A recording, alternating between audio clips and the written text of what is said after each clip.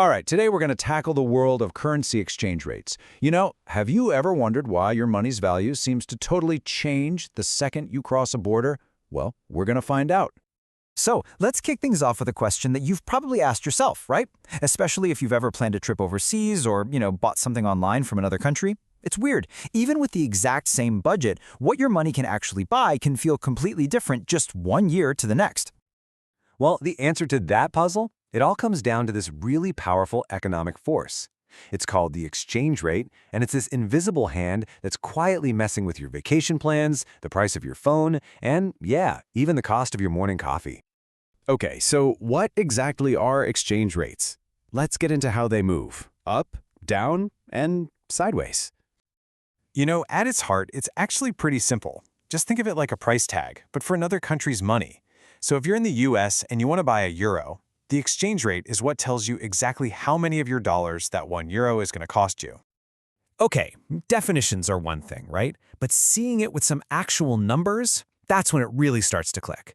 So let's take a look at a real-world example with two of the biggest currencies on the planet.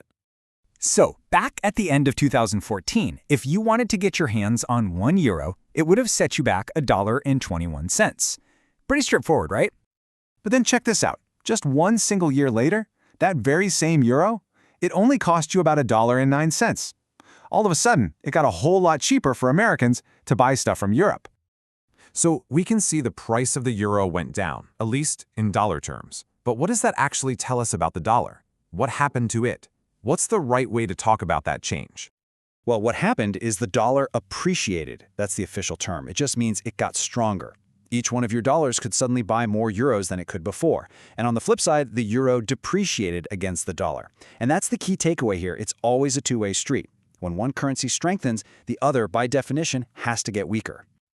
Now, you might think this is all just kind of the Wild West of finance, but it's not. There are rules to the game. So let's talk about the two main systems, fixed versus floating. Right. So if all these currencies are constantly bouncing around in value, you got to ask, who's in charge here? Who's setting the rules? Is it just total market chaos, or is there actually a system behind it all? Well, it turns out countries usually pick one of two main approaches. On one hand, you've got a floating rate. That's what the US dollar has. The market, buyers and sellers, decides its value, literally minute by minute. On the other hand, you have a fixed rate. That's where a government steps in and says, nope, we're going to peg our currency's value to another one, usually a big stable one like the dollar. They lock it in. And even inside that fixed category, there are a bunch of different flavors. Some countries, like Denmark, allow their currency to wiggle around in a really tight band. Others use something called a crawling peg, which lets them make these slow, predictable changes over time. And then you have the most extreme option, dollarization. That's when a country just gives up its own currency altogether and adopts another country's, like Ecuador did with the US dollar. Okay, so now let's talk about the place where all of this action happens. We're talking about a market that moves over $5 trillion every single day. Seriously, just try to wrap your head around this number for a second. $5.3 trillion. That is how much money gets traded every single day in the foreign exchange market, or what everyone calls the Forex market. And the crazy thing is, it's not a physical place, like the New York Stock Exchange. It's this giant, decentralized global network of banks and financial players all connected electronically. So who's in this massive market making all these trades? Well, they pretty much fall into two main camps. First, you've got the hedgers. Think of a big company that knows it has to pay a supplier in China in 3 months. They don't want to risk the exchange rate going against them, so they use a special contract to lock in a rate today to avoid that risk. They're playing it safe.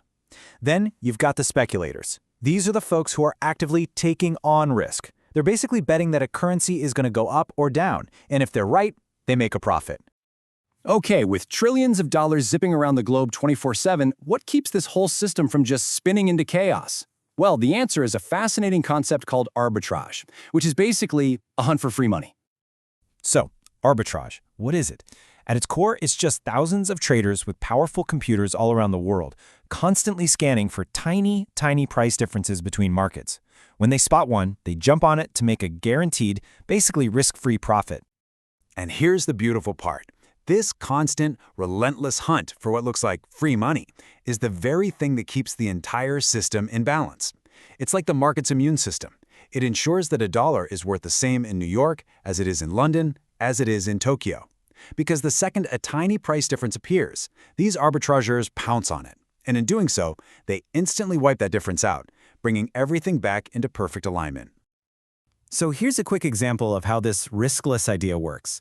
Let's say interest rates are way higher in a European bank than a US bank.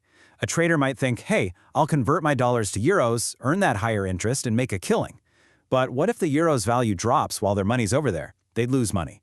So to make it risk-free, they use something called a forward contract to lock in the exact exchange rate they'll use to convert back to dollars in the future.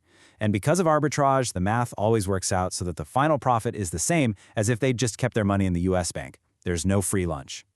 Okay. Trillion-dollar markets, arbitrage, crawling pegs. This all sounds super abstract, right? So let's bring it all back home. Why does any of this actually matter to you? The bottom line is this. Every bit of that $5 trillion sloshing around the globe every day has a direct impact on your wallet. A strong dollar? Great. Your vacation to Italy just got cheaper. And so did that new German car you were looking at. But a weak dollar? Well, the opposite happens. It literally touches everything, from the price of imported goods you see at the store, to the value of your international investments, all the way up to the health of the entire global economy. So, we've covered the what, the where, and the why of exchange rates. It's this incredible, complex dance between big-picture economics, government policy, and just plain old human psychology, which leaves us with one final question for you to chew on.